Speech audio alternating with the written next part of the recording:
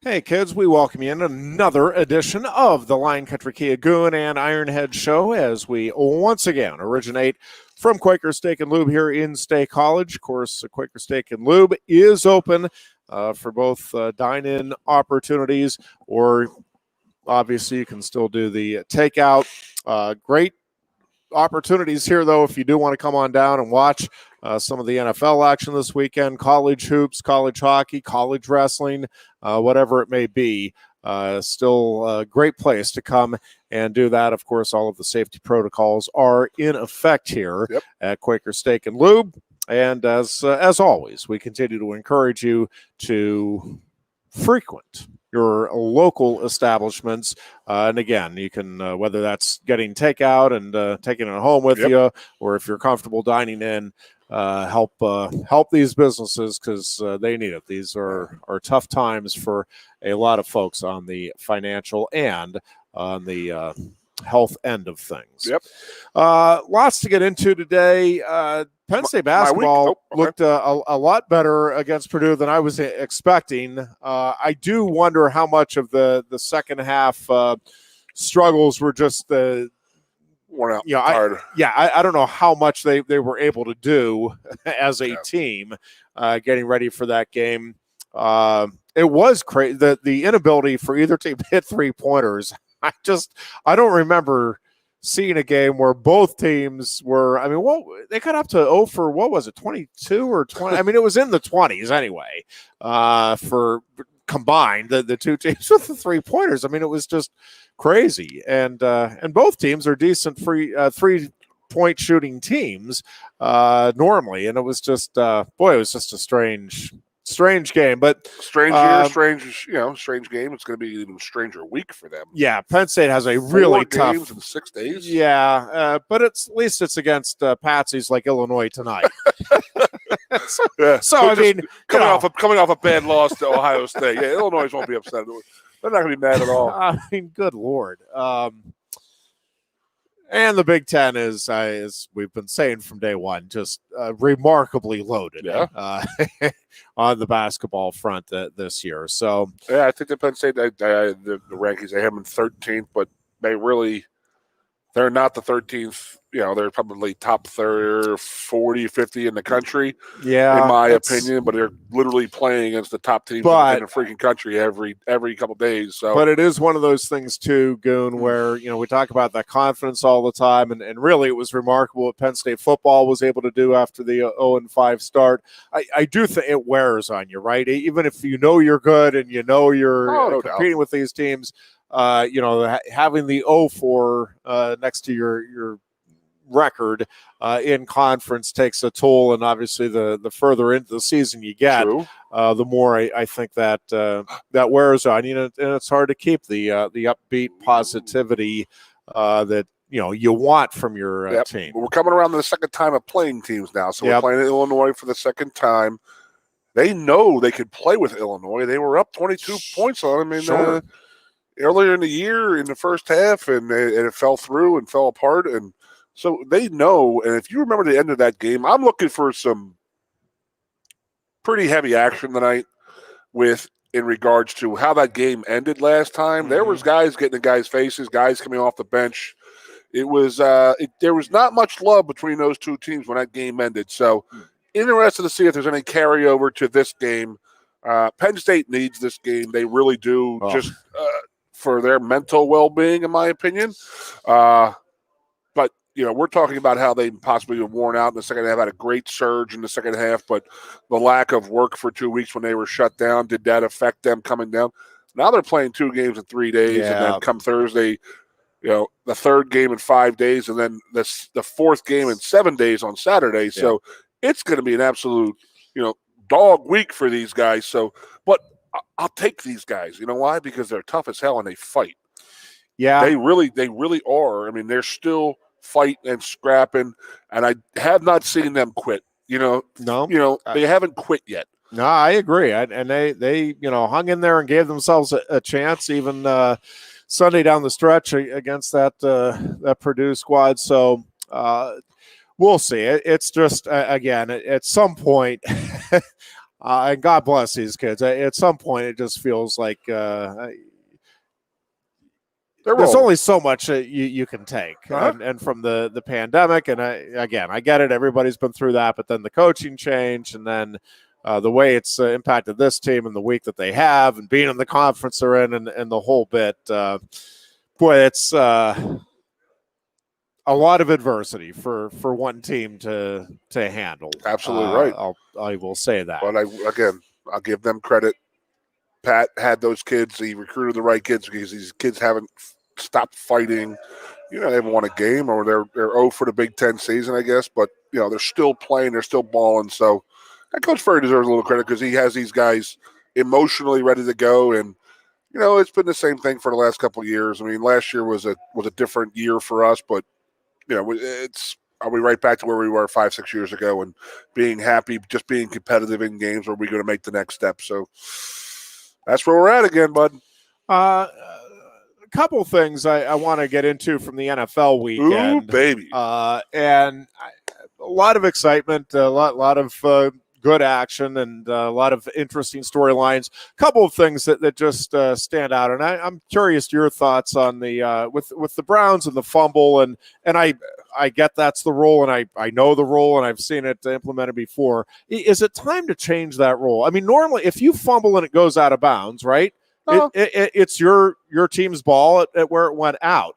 Not only do you lose possession, but the other team gets pretty decent starting field position out of it when the other team doesn't recover. I had this argument this weekend. I had it this weekend. Yeah, I went. And what was what's your I'm take okay on with it. It's like one of those screwy rules that you need to control the ball going into the end zone, my type of thing. Like you need a better control of it going, reaching and stuff like that. Right. But I get it, but we're talking, it goes back to the Derek Carr thing 2 years ago when he reached out and the ball went through the end zone. It was just like, he's trying to make a play and he's being punished for it and stuff like that. But I'm okay. I'm okay with punishing for the fumble. It's just that normally, again, in the field of play, normally, right? It goes out of bounds. It's still clear recovery by the team. Right. It's still your ball.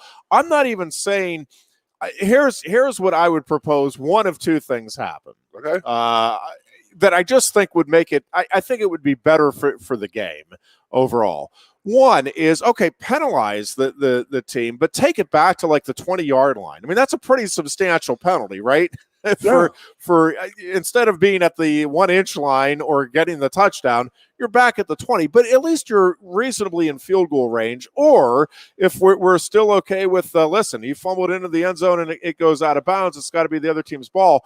Give the other team the ball at like the 2-yard line. Give your defense a chance to make a stand, and at least you get the ball back with a short field. Or if you get a turnover, I was just saying I hate the rule. I mean, I was just saying the rule is a cool rule. But you're right. No, I understand your side of the argument with. Don't give the ball I just think 25. Rewarding the other team for Team A's mistake as significantly, where you both get possession, and again, if you fumble the ball at the goal line and it doesn't go into the end zone, and you recover it at the 1, the other team recovers it at the 1, right? I mean, it's at the 1, and you're talking about a matter of inches. And listen, I get there's different rules in different things. It just seems to me.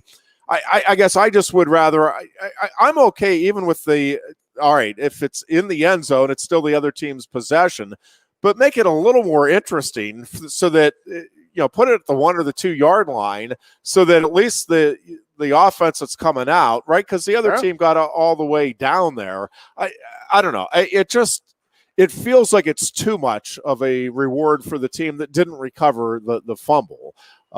It's just, again, what it feels like to me. And I'm okay, again, I make it a substantial penalty to me. If you retain possession and it's like, all right, automatically that was back third to the down, it'd be third down 20-yard line. 20-yard right. line. Instead of being at the inch line, now you're back at the 20. You're an idea man, Ironhead. At least you're keeping the opportunity for scoring alive. Or, again, if I'm even okay with it goes to the other team, but let's make it so that the other team has to do some work to get a true reward out of the other team's mistake. Ripped my wife's heart out. Yeah, I'll bet. She was just sitting there. I've already said that they're more pessimistic than Eagle fans, which blows my mind. But I'm looking at her, and she's like, "That was it. That was it. That was the Kevin Mack. That was the was it Kevin Mack who fumbled? Yeah, and then this is the Elway drives thing. Yeah, I do think because it was all set up. I do think in both cases we have, and this is not always the case, but I think the 4 best teams in the NFL are now playing. I get that the Buccaneers Saints game could and the Saints were the higher seed. I get all of that, but I'm just telling you, with the way the teams are playing now, and even throughout the season, I think these are the 4 best teams that are left, and I think that's going to make it fun. I also did love, call me an old softy, but I loved the pictures and the videos of Breeze and Brady after the game. That is just I'm sorry, that's just really cool stuff. Hey, and if you didn't see it, Tom Brady and Drew Brees after the game are down on the field together and in street clothes and just hanging out with Drew Brees' kids. Can we talk about the street clothes? And Brady, we can do that. But Brady's throwing the ball to Brees' kid in the end zone. That's pretty cool memories, regardless of whether Brees retires after this year or whatever happens. I mean, that's totally awesome. That's something that little kid will remember the rest of his life. And classic little brother versus big brother. The one tried to block the pass, the other kid tried to catch it. But I do want to talk about Tom Brady as being the last member of the Members Only Jacket Club wearing that outfit and then wearing his Jerry Seinfeld white sneakers with dark pants. I'm like, what in the hell is he dressed like? I mean, it looked like Jerry Seinfeld out there with his white shoes and dark pants and then his Members Only coat. But yes, that absolute memory those kids are going to have, and it was really cool.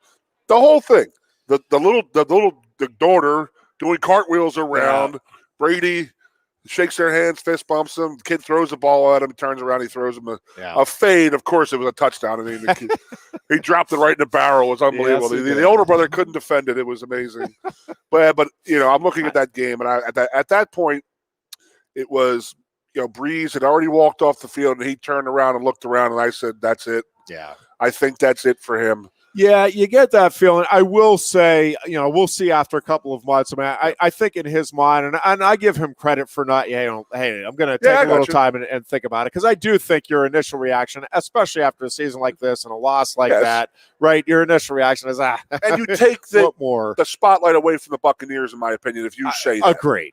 And I think that he's so classy, he would never try and do something like that. But it definitely has the feel that was the I had the same feeling for Roethlisberger sitting on the bench. Yeah, I'm really curious to see what happens here. We've already talked about it. This offseason is just so intriguing for the Steelers right now. You're going to lose Drew Brees, Phillip Rivers, Roethlisberger. Potentially, yeah. Would it blow your mind if Tom Brady's like, you know what, I won somewhere else? I gave it a great run, won a Super Bowl, didn't win a Super Bowl, but I just wanted to prove it to myself. Yeah. Right off into the sunset. Yeah. Well, you might lose 4 of your top 10 quarterbacks in one offseason. It's possible. Yep, it's possible. I think Roethlisberger will be back.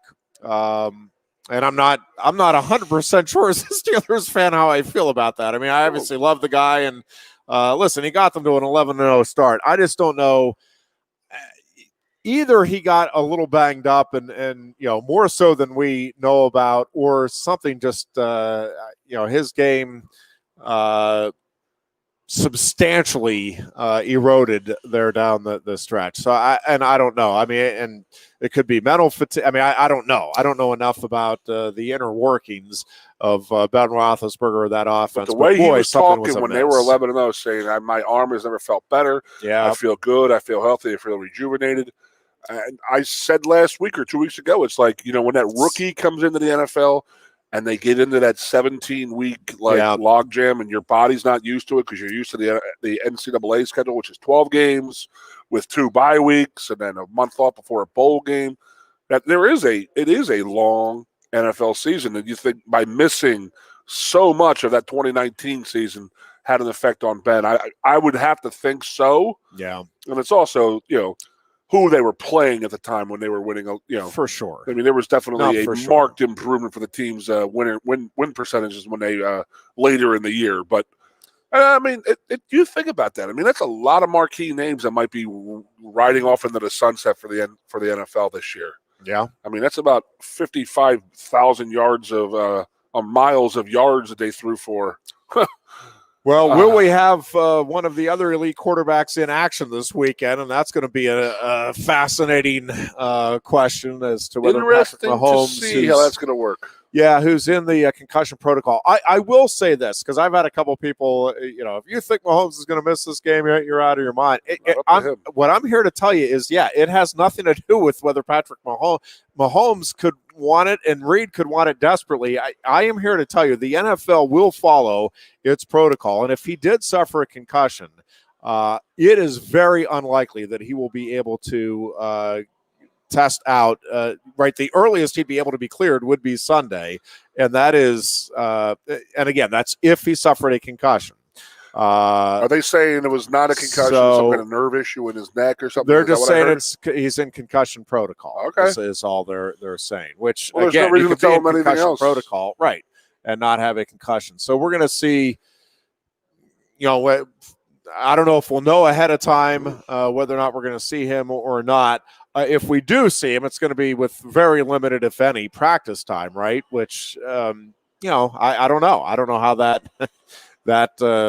Buffalo's will defense is crap. He doesn't prepare for that defense, That's true. He just run over those guys. That is easily one of the biggest things.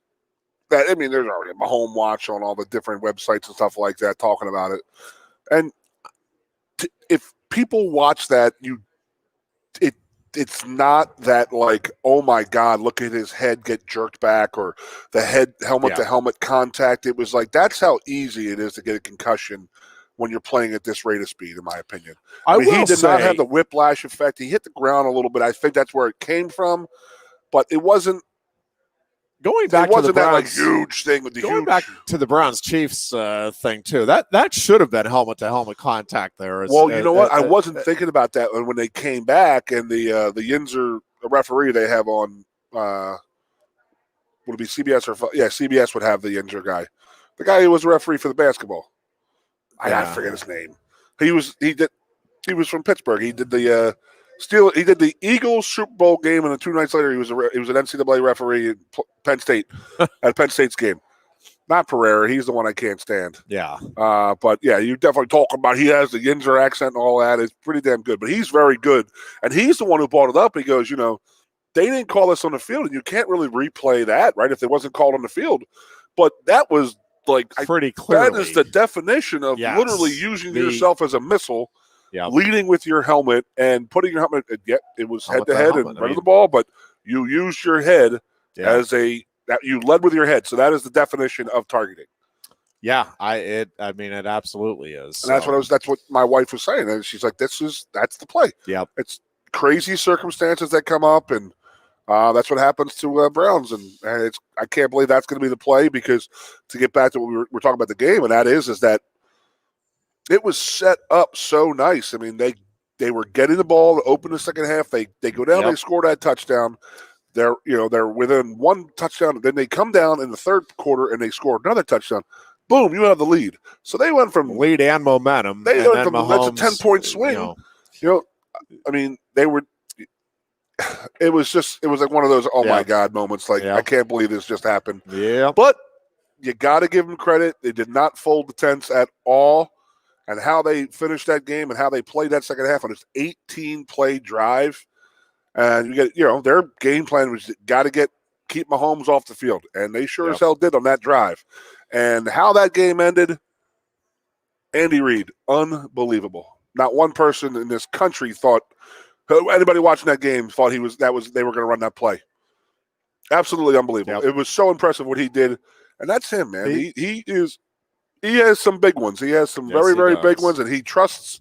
That's your backup quarterback. I know Henny is 102 years old and has played a lot of football games in the NFL, but still, all it takes is him to lead 1 yard too far, throw it in the ground, a defensive man gets his hand up, and then they have the ball 1st and 10 inside on their side of the 50.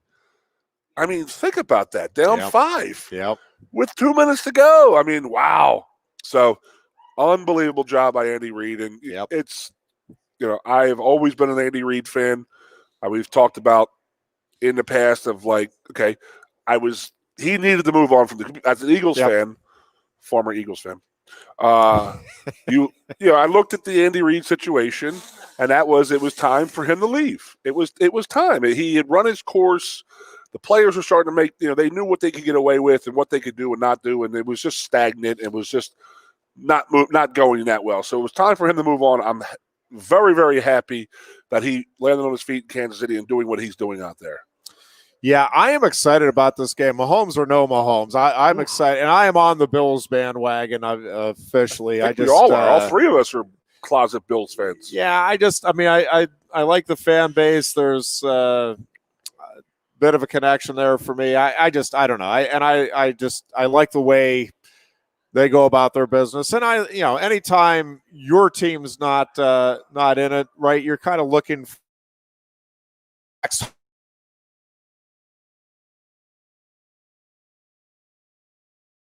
but I can't get on that bandwagon ever. Sorry, not happening. I wish you just admit but Buffalo, I think you should just admit you like LaSalle High guys. I mean, they're good people. They're good dudes. Well, I am fully on board with the Bills winning the Lombardi this year. I think that would be a great story. Absolutely.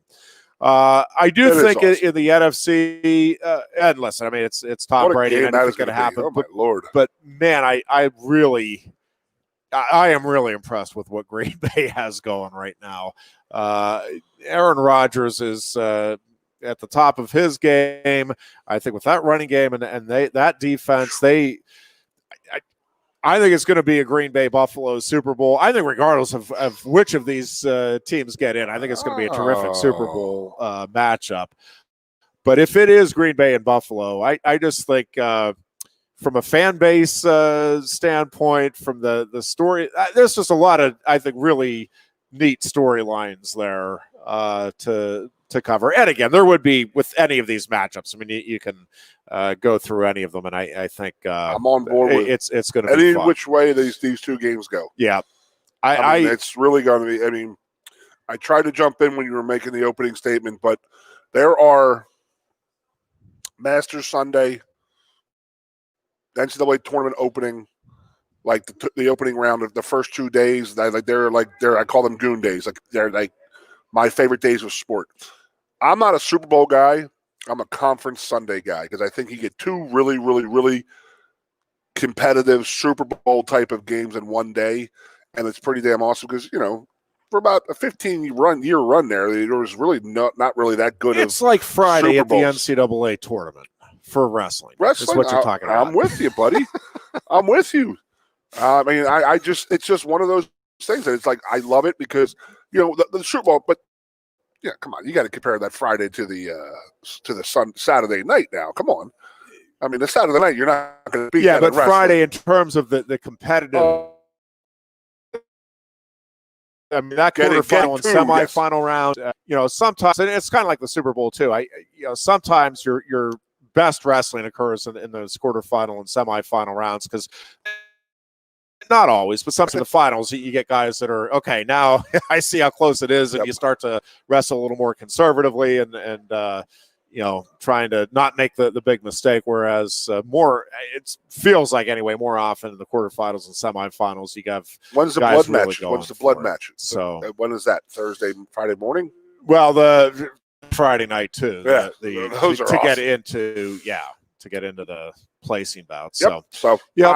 I've always liked Conference Sunday. Always have. Super Bowls have been pretty much a letdown, like for a lot of years, and they've been competitive recently and stuff like that. But that's really But I've always hated the Super Bowl. It's like 9:00 in the morning. You're starting your stuff for a 7:00 night game. And you're like, Jesus, dude, I can only hear about John Madden and his 6 turkey legs. How many times? I mean, So I always like that. It's football. You get down to it. You turn one game off, the next one's on. So. Yeah. Just going to be two amazing games. So many storylines going into both of them. Is it going to be a Super Bowl one matchup? A lot of people really. I mean, that would be pretty damn cool. Yeah, Green Bay and Kansas City. Green Bay, Kansas City, Super Bowl one would be pretty damn cool. Yeah, Buffalo would be absolutely awesome. Tom Brady going to the Super Bowl again would be absolutely amazing. Would be his 10th in his career, which is, come on, insane. I mean, are we going to get rid of the Lombardi and Belichick trophy and call it the Tom Brady trophy? I mean, that's unbelievable. Just think about that. Yeah, you talk about records that will never be broken, and there are certainly some out there that I truly don't in this think will day ever and be age. touched. But I just can't. I mean, I guess you never say never. I cannot envision a scenario where another quarterback would have an opportunity to go to 10. I mean, I can't believe I couldn't envision it this time around, let alone envisioning it happening a second time, right? I mean, getting to 4 or 5 is crazy. This is 10 Super Bowls if they get the win on Sunday. That is, I mean, that's just astounding. I think the best meme I saw was Tom Brady since 1997 has played in as many NFC conference title games as the Dallas Cowboys. Yes. Yeah, that was my favorite meme of the weekend is too. Yep. Inconvenience for the Cowboys, I'll tell you that much. Yeah. But just unbelievable. Like I mean, think about what I said before. I mean, is he the kind of guy who just says, you know what, I went outside of the Belichick thing. You know, we were hooked together for so long. I left the Belichick tree. I went down to Tampa Bay. And let's not kid ourselves. Tampa Bay was going to be freaking good. Oh, yeah. No matter what with the offense. I did not think they would be as good as they are. The running backs, the receivers, and then you bring Tom Brady and Rob Gronkowski in there. I mean, just unbelievable. Amazing. So, I mean, the fact, again, if he gets there, it's just crazy. Aaron Rodgers is sort of a stain on his resume, in my opinion, that he's only been and won one Super Bowl. You know what I mean? And they're going to try to call him the GOAT and this and that. And, you know, there is that little But if threshold. they get there and win it this year, then he surpasses Favre, right? I think in the minds of I believe Packers so. as far, at least in terms of well, that's a huge knock on the Packers. I mean, you have had 2 quarterbacks in the last 30 years, and you have 2 Super Bowls total. Well, I mean, they haven't had a Bart Starr since Bart Starr. So. Well, Don Majkowski wasn't doing it for him, you know? I mean, geez. No, but I mean, again, just go back to all the different scenarios that are going to happen. You're going to be happy with either 2 teams that are going to play the Super Bowl. And for me, right, the thing, like, I never want to see the Cowboys there. I never want to see the Ravens there. Like, there's none of these teams. I mean, like I said, I'm fully on the Bills bandwagon. I want Buffalo, and I'll be rooting for Buffalo. But there's none of these teams that I'm like passionately against either. I mean, the Kansas City, I've never really been for or against. The Andy Reid story last year was great, and it gave me a reason to root for them.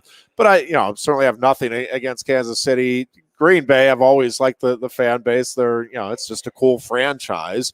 And Tampa Bay, again, with Brady and everything they have going on, obviously Chris Godwin is killing it. Another reason for Penn State fans to jump on that bandwagon. But again, none of these teams do I have.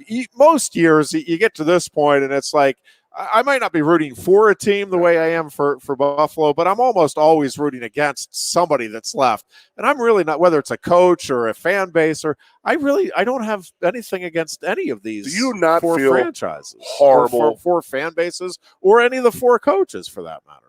I mean, come on. The Cleveland Browns and the Buffalo Bills have suffered for so long as a fan base with those teams that they've had. And they finally I enjoy. They're finally rocking and rolling, and they can't have fans at the game. They can't have more than 6,000. And by the way, you could physically hear those 6,000 fans on Saturday. I mean, you could tell that the Ravens were sort of disheveled by the fan noise. There was 6,000 people in a 75,000 person stadium. I mean, that is absolutely amazing. Yeah, I mean, Saturday night in Buffalo, I mean, I'm pretty sure there were some elixirs running around up there, keeping them warm. No. Yeah, but I could not believe I was hearing fan noise and at that level that it was disheveling the offensive line and the offense for the Ravens. Just unbelievable. But I just feel bad for them. Cleveland, they can't go. Oh, I blew somebody's mind the other day. Do you know what Penn State football's recipe for halftime for a cold game was? Just chicken broth. Wow. I mean, that's all we had. We come in there. That's good for what ails you. Good for what ails you. You're right. And you get a couple saltine crackers and you put Hogan's Heroes on, and it's go get them. It's a sick day. Yeah, but I was telling somebody that. But I just feel bad that more the Buffalo fans and the Cleveland fans could not have enjoyed those games more, especially Buffalo. I mean, now let's talk about this. I mean, I want to see Lambeau Field packed. I want to see fat, chubby, overweight dudes with no shirts on when it's like 4 degrees out. I like seeing that. I'm a chubby chaser, I guess, Come on. No, but I mean, it's like Kansas City's not exactly a warm place right now at this time of year. So, I mean, these are two – I mean, there could be a weather affecting both of these games. And that's the best part about not – you got New Orleans and Tampa's in Tampa, then you have New Orleans and, it's the controlled environments. I'm not a big fan of that. I love this time of year football in the environment and in the elements. It's awesome. I cannot wait till Sunday. No, I'm with you 100%. I think it's going to be a really fun conference championship day. Take a break here. We're back with more of the Lion Country Kia Goon and Ironhead show after this timeout and this opportunity for us to eat quesadillas. Lion Country Kia is offering exceptional deals on your new Kia during Kia's Command the Season event. We have a nice selection on the 2021 Kia Sportage with various options and prices as low as $26,800, saving you $3,000. Or if you demand big power and towing capacity, slip into one of the 2021 Kia Sorrentos available on our lot starting at $32,680. Discover why Kia drivers throughout the area come to Lion Country Kia or visit online at lioncountrykia.com. Introducing the new dusted Ghost Pepper at Quaker Steak and Lube. 11,700 SHUs of fire dusted on award-winning wings. Try it, or are you afraid of the heat?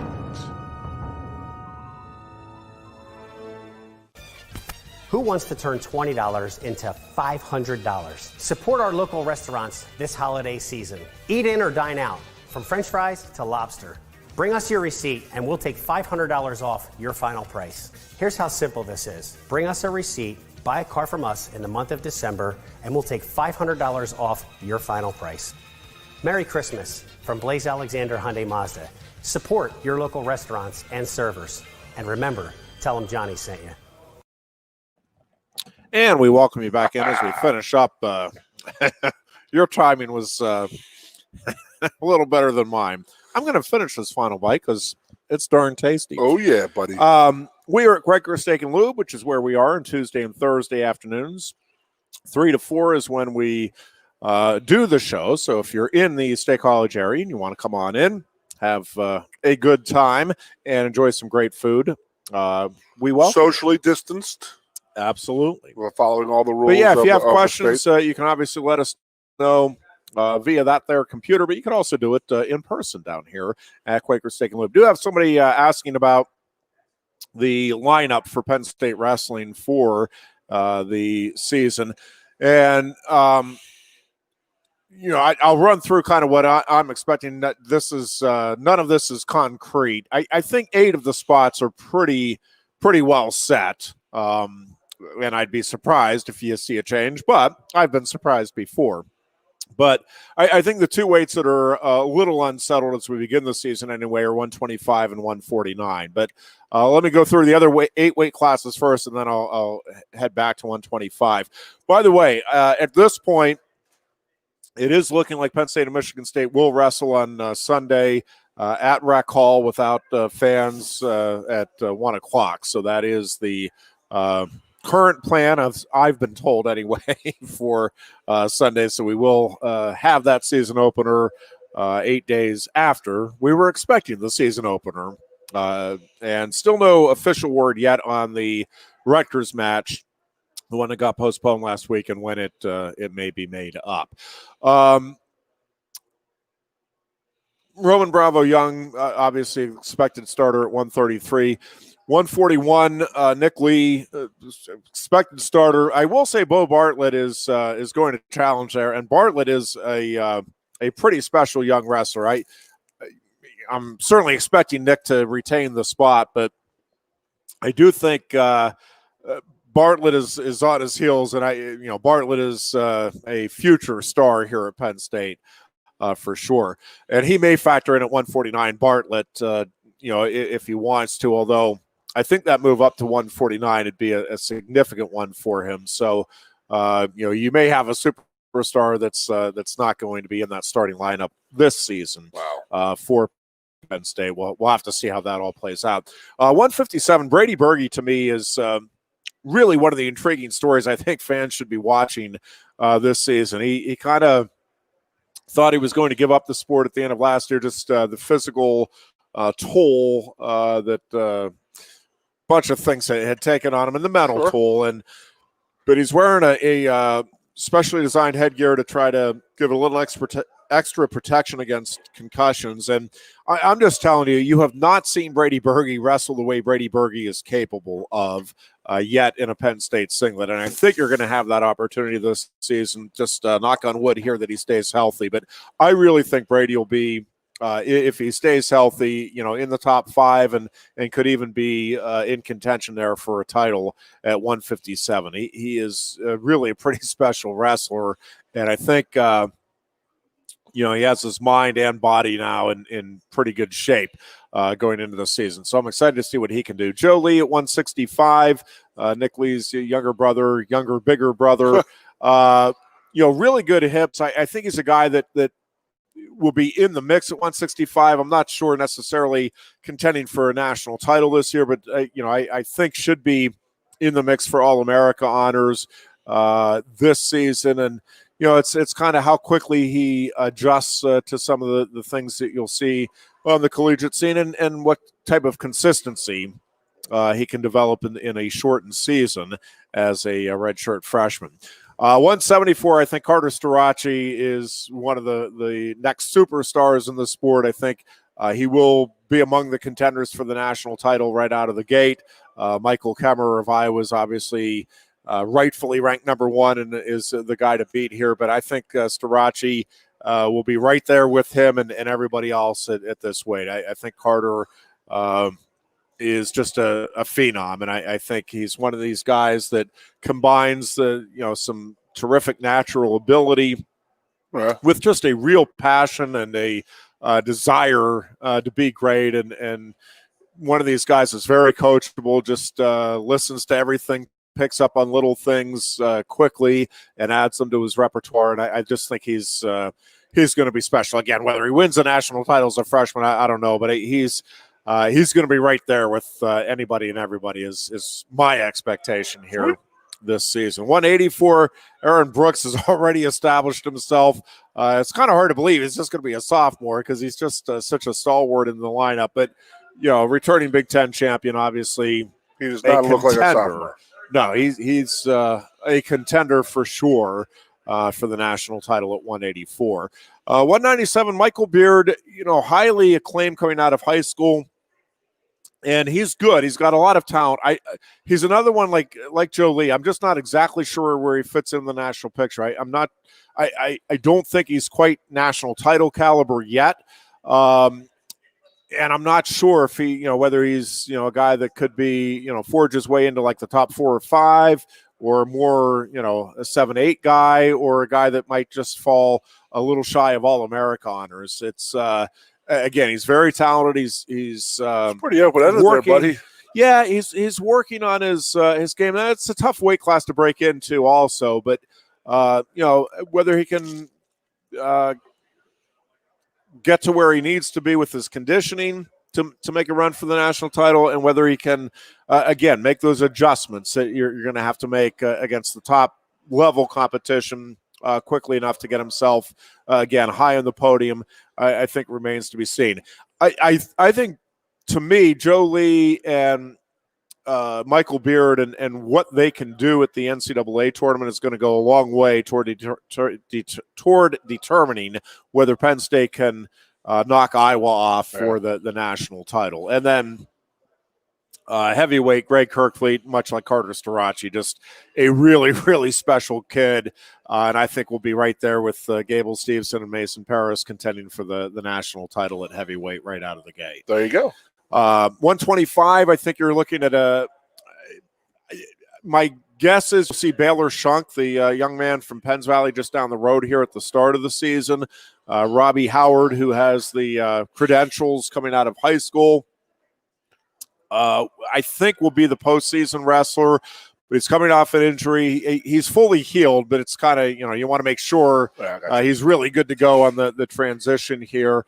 And again, much like Jolie and Michael Beard, but even more so with Howard, because he just hasn't had that season under his belt either as a true freshman. It's a loaded weight class. And I haven't seen Robbie Howard. With Carter Starachi and Greg Kirkfleet, I've at least seen them wrestle in person, so I've seen them against outside competition. Robbie Howard, I've seen everything in high school, but I have not seen him even in the room yet because I'm not allowed in the room this year. So I truly, when I tell you Robbie Howard is, I got you. I don't even know how he's going with Baylor Shunk in the room. I'm not saying that it's a guarantee that Robbie Howard is the starter, but my guess is Howard would be your postseason starter. And again, I have no idea whether you're looking at a guy that would go 0-2 at nationals and grow from that, or a guy that could get, somewhere on the podium at the end of the season. All right. And 149 again is just a logjam right now. Jared Verclaren would be the favorite going in, but Terrell Barraclaw, who redshirted last year, went 18-3 in open tournaments and four-time Utah State champion. And Barraclaw wrestles with a little more of the the Penn State mentality, you would say. He's just offensive and point His name is minded. Barraclaw? Yeah. My new favorite wrestler. Yep. And Barraclaw totally my new favorite wrestler. Does he wear a black glove like Blackjack? He should. He does not. But if I'm guessing, and that's all I'm doing here, but my guess is Barraclaw would be your postseason guy. But there's not much.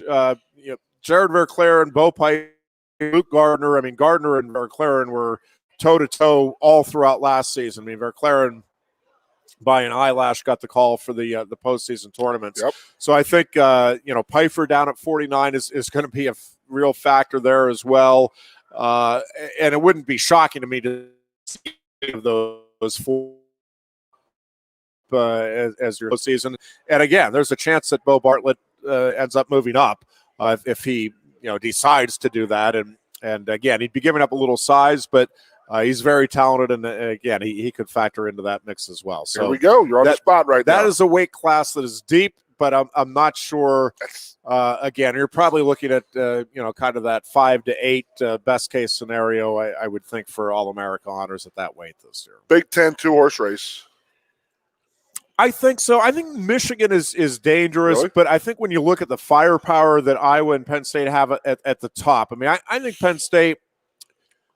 And the top being the lower weights? No, meaning the upper echelon, like top 3 guys that can okay. contend for the national title. I think Penn State, and I want to be clear, I am not saying I think Penn State will have 6 finalists or that should be an expectation or even you heard it here first. Something that you dream about. But I do think they have 6 guys that have that capability this season of getting into the NCAA finals. I think Iowa, when you look at that lineup, has probably 7 guys that have that type of capability. Michigan, again, really good team. Really good team.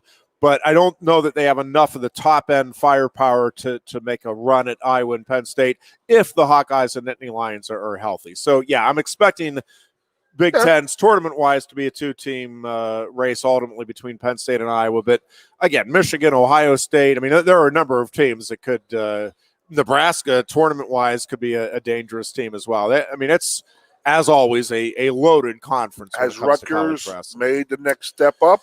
Yeah. They had a couple guys 2 years ago. There's a couple of things with Rutgers. Does Nick Soriano wrestle? And we don't know that, whether or not he's going to or not.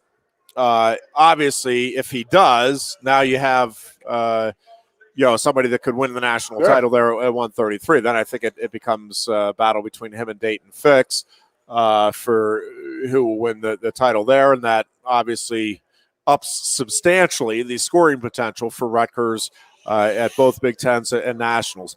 I think Rutgers, to me, as I'm looking at it right now anyway, I think, again, it's Penn State and Iowa. I'm just talking in the Big Ten now. Penn State and Iowa, then a little gap to Michigan, then another little gap to Ohio State and Nebraska this year, and then another little gap to, again, if Soriano's there, Rutgers might be in that next group up with Nebraska and Ohio State. in my mind. Otherwise, I think, again, kind of in that next group of, by the way, really good teams still, but not teams that are going to contend for, top 7 or 8 finish at nationals. Nationally, what do you think? For Rutgers? No. Oh. You got Penn State, Ohio. I think it's Penn State and Iowa still, nationally as Oklahoma well. State? I think Michigan's in the mix. Actually, North Carolina State is the team that I think, outside of the Big Ten, tournament-wise, might have the best chance to crash the party. Oklahoma State has a very good team and could factor in there. But again, I don't think they have quite the overall depth in the lineup or the top end firepower that the Penn State and Iowa have. And again, this is, barring injuries, assuming everybody makes the progress you're expecting. And can you imagine the pandemic hit and the season got canceled? Just imagine that. All right, locally, Lock Haven. Yeah, I think Lock Haven's going to have a really nice team again. I really do. Again, probably not the I don't know that there's anybody there that's going to contend for a national title this year, but they probably have 3 or 4 kids that they're thinking if things break right could be on the podium or darn close to it. And again, what they're doing with the scholarship limitations that they have is really pretty remarkable. Scott Moore has done a fantastic job with that program. He really has. And I think they're getting in with more and more really good kids and kids that can rightfully believe they can be All-Americans at the collegiate level. And I think that's a big deal for a program like Lock Haven. That's really good. Where are we at time-wise? A couple of things just wanted to get into before 10 minutes. We wrap things up here for the day. Hold on. I am excited about hockey Jeff. Season starting. NHL will get underway this week, as I understand it. I'm not sure who the Penguins play in their first game, but I'm really excited to see the Penguins get their season started. It's been a tough preseason for the Penguins. I watched a couple games this past week, but I think now that the regular season's here, it'll be interesting to see if the Penguins can crank it up a notch and come out. That was they were back-to-back absolute thrashings that the Penguins took. Oh, it was so sad to see that. I was just devastated. I felt so bad for Cindy and Frank and Malkin. It was horrible to see them get beat up that bad. And then the way the Flyers are playing so fantastic, and then they go play the Buffalo Sabres last night and get absolutely blown off the ice. I'm not sure. I know, unbelievable. I couldn't believe what I saw. Huh. So all right. So I do have an open bet with one of my very good hockey fan. One of my very good Pittsburgh Penguin fans, and he called me right before the game last week and said, "Listen, we usually bet a 12-pack on each game, so we got a 12-pack on each game. That's the deal. But if there is a sweep." Which is usually 4 or 5 games back in the day. Now it's 8 games. Yep. So he watched those first 2 games and the Flyers throttling of the Penguins, and he's actually worried about the 8-game sweep. That's not going to Yep, it's going to happen. That's not going to happen. I mean, first of all, the dream ended last night. That first game was not exactly a dominating performance. Oh, my God. I could not believe. The Flyers finished up very strongly, and that was very disappointing as a Penguins fan. Unbelievable. But top to bottom, the whole game was just dominated by everything. Game was 2 was an absolute beatdown. That was just ridiculous. I do love the rivalry. I mean, there's no, you can't tell me there's a better rivalry in sport. Those 2 teams do not like each other. Fan bases do not like each other either, at all. This is true. One bit. There's definitely there's an angst, but it is good to see hockey back. I dare say that rivalry is right up there with the LGT for rivalries, heated, passionate rivalries. I mean, hard to beat Penn State, Michigan State, isn't it? Yeah, I got you. The Land Grant Trophy is there. I get it. Right down to brass tacks. There's definitely an argument that the Land Grant Trophy might be a better trophy than the Stanley Cup. Yeah. I mean, there's no doubt about that. But, I do love it. I mean, that is a great rivalry. I'm happy to see hockey's back. And watched the game yesterday. I mean, there was an MLK marathon of games last night. It was absolutely awesome. Dude, Islanders, they're scary, dude. They are. They're pretty damn scary, and they're young, and they can They're well coached and they can play, man. Yeah. And their goalie is damn good. So, Yep. Good win for your Pens last night. They were the Capitals. So. Desperately needed. Well, yeah. I mean, the Sabres were in the same boat playing Philadelphia last night. They were 0-2 going into the game, and the Flyers 2-0 had a nice little cockiness to them, and they got throttled. They got absolutely demolished last night. By the way, as a Penn Stater, one other note on the Bills. Pagola being the owner, Penn State fans will be forever in debt, and he has endeared himself to Penn State alumni across the board, sure. With his generosity. But it is cool. Like, he's also one of the easier owners to root for, right? He hires good people and lets them go do their job, and sits back quietly behind the scenes and lets them get the credit and do the work. So yeah, that's. You're talking to Philadelphia Eagle fans. Reason. We know what great ownership's all about there, Jeff. You know that. Come on. Yes, it's exactly we know the exactly same what great ownership is. Yes. Kim and Terry Pagola, absolutely awesome for the city of Buffalo. And you feel good I do, at least. I feel really good for them and the city of Buffalo or Pagolas. The Pagolas. Butler, Johnny Butler's up there. You got Sean McDermott with his obviously my high school background, but obviously his wrestling roots. And I love the fact that as a professional football coach, he came to State College to see how Cale Sanderson runs his wrestling program, just for any kind of coaching tips. That's how you wanted to see how you get great in your profession. Well, and I do think he has created a terrific environment there, right? I mean, you listen to those guys talk, and it sounds like you're talking about a college champion. I think Josh Allen even said it. Yeah, he said it feels that interview like we're more of a Diggs like and a him after the game. team. They were like college roommates, and they're like best buddies and laughing and joking and finish each other's sentences and all that. You're right; it has that college feel to it. That team does. And again, I just think it's easy to root for that. And I am. I'm excited about this coming weekend. We'll maybe break down the matchups a little more and kind of the things to look for on Thursday's show. And we'll talk about this Penn State-Illinois game tonight. Boy, I'd love to see Penn State. Yes. They just, as you said, they need one of these, right? They need to get on a roll, some things to break their way for a change. And you just would like to see them get over the hump here just to get a good feeling again about themselves here in conference play, because as you said, they keep battling and they keep fighting, scrapping, and clawing. It's like something's got to break for them. Yeah, they deserve to get something good on the other side. And after the earlier meeting with Illinois, I think a win tonight would be especially satisfying for reasons above and beyond just getting a win in the Big Ten. Although that, truthfully, would suffice just fine. Oh, yeah. We will talk to you again on Thursday. We'll be back at 3 o'clock with another edition of the Lion Country Kia Goon and Ironhead Show. Until then, be safe and be good. Lion Country Kia is offering exceptional deals on your new Kia during Kia's Command the Season event. We have a nice selection on the 2021 Kia Sportage with various options and prices as low as $26,800, saving you $3,000. Or if you demand big power and towing capacity, slip into one of the 2021 Kia Sorentos available on our lot starting at $32,680. Discover why Kia drivers throughout the area come to Lion Country Kia or visit online at lioncountrykia.com. Introducing the new dusted Ghost Pepper at Quaker Steak and Lube.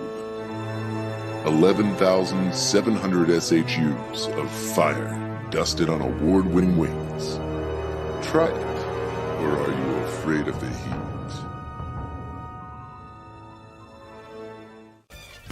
Who wants to turn $20 into $500? Support our local restaurants this holiday season. Eat in or dine out, from French fries to lobster. Bring us your receipt and we'll take $500 off your final price. Here's how simple this is. Bring us a receipt, buy a car from us in the month of December, and we'll take $500 off your final price. Merry Christmas from Blaze Alexander Hyundai Mazda. Support your local restaurants and servers. And remember, tell them Johnny sent you.